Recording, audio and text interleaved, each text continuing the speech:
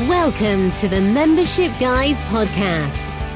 Kick-ass advice and tips for membership site owners. Hello there, welcome to episode 135 of the Membership Guys podcast. I'm your host Mike Morrison, and this is the place to be if you want proven practical tips and advice on growing your membership website. Thank you so much for joining me for today's show. I truly appreciate you taking a little bit of time out to spend with me and listen to me going on about membership related stuff. Hopefully, if you're a returning listener, it's been worth your while. Hopefully you're enjoying the show. I always love to hear any feedback you may have. Give me a shout on social. I'm on Twitter at Membership Guys, or you can always just go ahead and leave a nice review for us on iTunes, Stitcher, Spotify, wherever it is that you found us. I truly appreciate it, even if for nothing else other than to hear from you about how the podcast has helped you and your membership site. And if you're joining us for the very first time, first of all, welcome. Thank you for checking out the show. Go right ahead and hit subscribe on whatever it is you're listening to the show in to make sure that you don't miss a single value-packed episode of the Membership Guys podcast. All right, so today we're talking about having a niche. Now, right away, we've hit the first thing we need to address, the pronunciation of niche. If you are from the UK, then typically that is the correct pronunciation. The word niche is taken from French, and that's the original French pronunciation of the word, niche. But if you're joining us from over in the States, or indeed I know there's several other areas in the world that pronounce it differently, you will say niche. So for the purposes of this episode, I'm going to be saying niche because to say niche just doesn't feel right in my mouth, but I want to stay neutral. I don't want to get into the politics of the pronunciation. So if I say niche, I mean niche. And of course, this problem raises its head again in my opening point, which is that so often, especially in the online space, you hear the phrase, the riches are in the niches. This is why the pronunciation is a sticking point, because riches are in the niches just doesn't work. But my point is that if you're in the online space, you will likely have heard a lot of advice telling you that the direction to go in is to find a niche, find a speciality focus for your business, because that's the way that you stand out. And for me, that makes perfect sense. Having a niche makes your offering more targeted. This increases the likelihood of someone identifying with the problem you have, certainly more so than if you are positioning yourself in a very broad, very general, very basic kind of way. Solving a specific problem is essential. If you want to stand out from the crowd, you can't just blend in with the crowd. You need to have a speciality. Now, look at it this way. If you have a very specific, very rare brain condition, and you go into a hospital and you're offered a choice of two people to provide treatment. The first of those is someone who specializes in this particular brain condition. It is literally the thing they live, eat and breathe day in, day out. They've read every book. They stay up to date on every single movement, every single piece of news, every bit of progress in this field related to that condition. This is all they do. The only operations they do day in, day out are operating on people with this condition. That's person number one. The second person who you are offered to treat you is a generalist. They have done one or two operations on people with your condition. They've also taken out an appendix. Sometimes they hang around the children's ward putting plasters on busted knees. Maybe they'll amputate a limb here and there. They'll deliver a baby every other Sunday. They're a jack of all trades. They're a generalist. Which of those people do you want to treat your condition? Obviously, it's the first one. Because you have a specific problem and that person is geared up to solve just that specific problem. If you're a generalist and you do a little bit of everything and you can help pretty much anyone with pretty much anything, then yes, sure, the potential audience size for your product, for your podcast, your blog, your videos and so on is larger. But so is the number of competitors because there's plenty of generalists out there who are giving broad, basic advice across a whole gamut of topics within a wider industry. You can't attain mastery if you are a jack of all trades. And mastery is something that comes with a premium. Mastery is something that helps you stand out from the crowd. So, in my opinion, membership site owners, if they want to be real successful, they need to own and dominate a niche. Otherwise, you're just too broad brush, you're just too generic, and it's going to be hard to stand out across everybody else who's doing exactly the same thing that you are. Now, one of the main reasons I want to talk about this topic today is because I was at an event back in November and I heard someone on stage say this. They said, the niche is where you start. It's not where you stay. And as soon as I heard that, I made a little mental note that I wanted to pull out the soapbox and talk a little bit about that notion because it's one that I disagree with. You know, we see it far too often. Somebody comes on the scene, they work hard to dominate a specific niche, to get well known as a master of a particular area. But then as soon as they get momentum and they get recognition and maybe they start to make a little bit of money, they move to the middle of the road. They go general. They become generic instead of specialized. They abandon that mastery, they abandon that niche, and they become a jack of all trades. Believe me, the world does not need another generalist. And who knows why this happens? Maybe it's because they get bored. Maybe they hit a limit on their ability to serve that audience or talk about that niche topic. Maybe their audience pulls them in that direction because, of course, it's more convenient for someone if the person you turn to for advice about Facebook ads can also tell them how to grow a YouTube channel. And sometimes people give in to that little tug that comes from their audience of saying, well, why don't you also do a podcast episode about YouTube? I know you're a Facebook ad specialist, but can you help me with this? Could you help me with that? More often than not, we find that people move to the middle and they go general. They move away from their niche because they think the grass is greener. They think the scope for growing their audience, for making more money, is greater if they expand their potential audience size, and they think their only way of doing that is broadening the scope of what it is they actually talk about. Now, usually you find this happening with people who started out as being very niche, and they never actually served a broader audience previously. Now, on paper, it makes sense. You know, we often talk on the show about finding your 1,000 true fans. This is an ideology that was popularized by Kevin Kelly, where the idea is that all you need is 1,000 true raving fans to hang on your every word, buy your every product, and so on in order to be successful.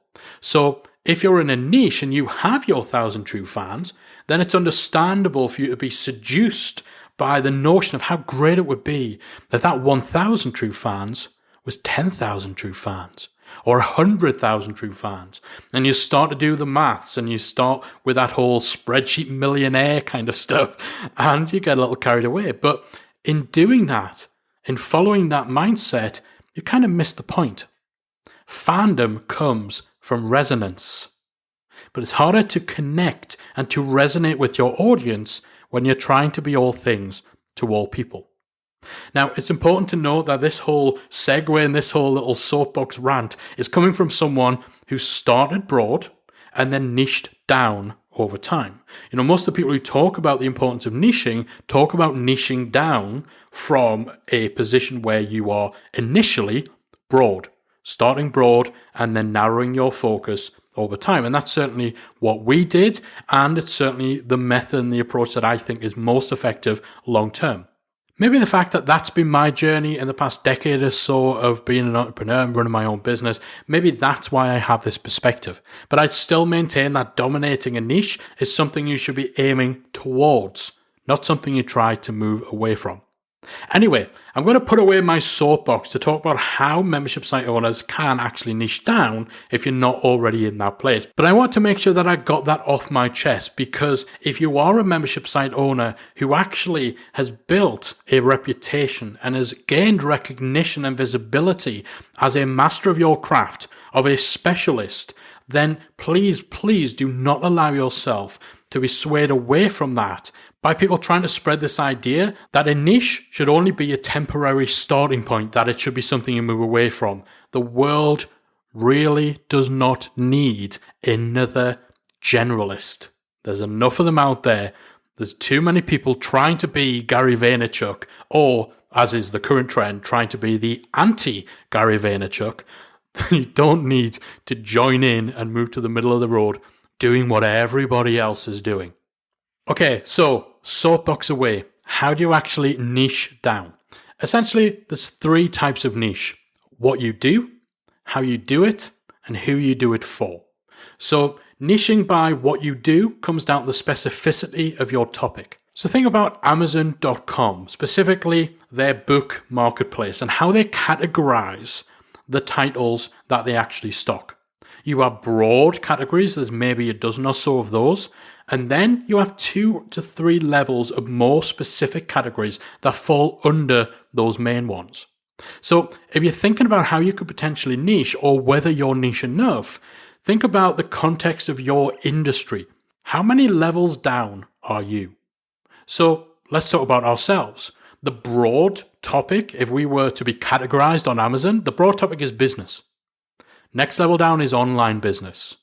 Next level down is e-learning as a type of online business. The next level down is membership site. So we're about 4 levels down in terms of specificity, which is a good place to be at. You want to be 3 to 4 levels down. Otherwise, you're going to end up over-niched, which is where you're too specific to the point at which you are way too narrow in terms of your focus. Here's another example. Let's say your broad topic is music instruction. Next level down could be guitar. Next level down from there is bass guitar.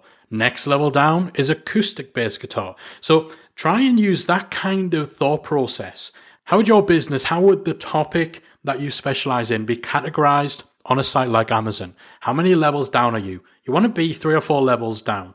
Anything less than that, you're probably too broad. Anything more, you're going a little bit too specific. So if you get to that sort of level, this will often give you what I call a cross-section niche.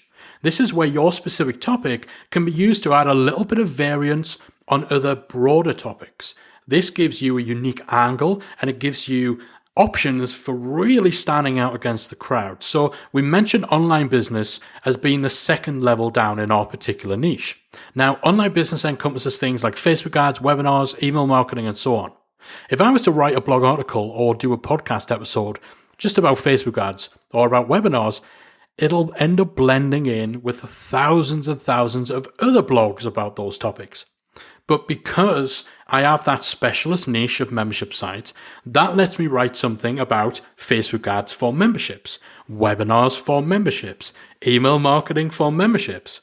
Suddenly, the crowd thins because there's nowhere near as much competing content on the topic of Facebook ads for membership site owners, webinars for promoting your membership. My specific niche gives me that unique angle on countless other broader topics. And that's just a small part of how powerful having that niche can be. You know, quite often people think that niching down and getting specific limits the scope of what you can do. In actuality, it expands it because it gives you that cross-section of all the other topics. So all the other stuff that everyone else is talking about, you just put that little unique twist on it by applying your niche, and it opens up massive, massive potential. So what you do is the most common way of niching down. How specific your topic is, how specific your focus is, and how well you leverage that with your membership. The second option for niching down is how you do it. So typically this is the method of delivery. So you may decide to serve your audience with consultancy, with an online course, with a done-for-you service, or of course with a membership. Now usually you don't want the how you do it part to be the only thing you niche by or the only variance in how you serve your audience, because people are generally less bothered about the means of having their problem solved than they are about simply having it solved. Now, for some people, they may have patented programs or stuff like that where they have a completely unique curriculum or a completely unique technique that they use. But in most cases, people aren't going to see that as anything more than a gimmick at best. So the how you do part really isn't going to be the strongest element of how you niche, but you can certainly combine it with the what you do. So you can be a membership site about membership sites. You can be the only membership site for bass guitar enthusiasts. But just keep in mind that the how you do part really isn't going to be the thing people care about the most. So you're usually going to want to combine that with something else to create a compelling niche. The third angle for niching down is who you do it for. So we talk about what you do, how you do it, who you do it for is a powerful element. Again, if you can get specific about who it is you actually serve, and even more than that, make the decision to only serve that demographic exclusively, whether it's an age group, a business type, a gender, a location, and so on, then that can make you a far more compelling choice for which membership to join, which consultant to work with, and so on, than any of your competitors. There's a lot of power in the phrase for someone, for accountants, for female entrepreneurs, for millennials. Having that, again, as your differentiator, as your niche, even if the what you do is a little broader, the who you do it for is what can bring you to a more focused, to a tighter, a more compelling niche. There's so much power in choosing to only serve a specific audience. And this is something I first got a taste of well over 10 years ago when I was running my online marketing agency. One of the things that we offered as a service, of course, was website design. And at the time, I was very heavily involved in local business networking. So I'd go along at a stupid hour in the morning and eat a horrible breakfast at a Holiday Inn, and I'd network with a bunch of local business owners. And while this was a little bit of a mixed bag, some of the meetings were quite stuffy, there were some connections and indeed some friends that I made through this sort of networking. And it was, it's the thing that kind of propelled my business in those early days. And one of those connections, someone who became quite a good friend over the years, was a guy who ran an accountancy firm. This was a medium-sized accountancy firm. They had a good-sized team. They did very well for themselves, but their website was very outdated. Now, we'd known each other probably about 18 months by that point. We'd shared countless stale breakfasts over all these different meetings. We had a great relationship. So when we pitched to revamp their website, there's pretty much no question that it was going to happen. They'd almost said as much to us. You are the only company we'd want to work with. We know that you can get us results. We know that you know what you're doing. So the pitch, the quote, and all of that was almost just a formality. So we gave that proposal, we gave that quote, expecting to hear back pretty soon based on the discussions we'd had beforehand. And it was silence. We didn't hear anything whatsoever from this guy. Weeks passed without any word, which was very, very unusual. And I chased up and I followed up a few times. And eventually, we got a phone call. And it turned out that they'd made the decision, after much discussion, to go with another company. Now, obviously, I was quite shocked by that. So, because of the relationship that I had with this guy, I probed him further. Come on, dude. This was pretty much a done deal. My first thought was maybe we were too expensive. Well, actually, no, that wasn't the case. The other company, the ones they decided to go with, they were actually a little bit more expensive than we were. Okay, well, is it the quality of our work? Are we not as good as we thought we were and as good as we thought you thought we were? No, they know that we do great work. There's no question, no doubt about that. Okay, so why didn't this happen? And the reason that they chose this other company was because this other company was a website design agency that specialized in accountants. The quality of their work was no different. In fact, it was a little bit inferior, if I say so myself. They weren't undercutting us. They weren't undercharging. Their own website wasn't particularly any better than ours. Their portfolio, all that sort of stuff. It was the niche. It was the fact that we offered web design. They offered web design for accountants. Those two little words at the end were the difference maker. And it was such a compelling difference maker that it overpowered friendship, pre-existing relationships, pricing, all that sort of stuff. Just those two words, for accountants. That's the power of having a specialist niche. That's the power in niching according to the audience you actually serve. Now, as it all turned out, they messed the project up and we ended up getting it in the end, but, the point still remains. There's a lot of power in having that niche.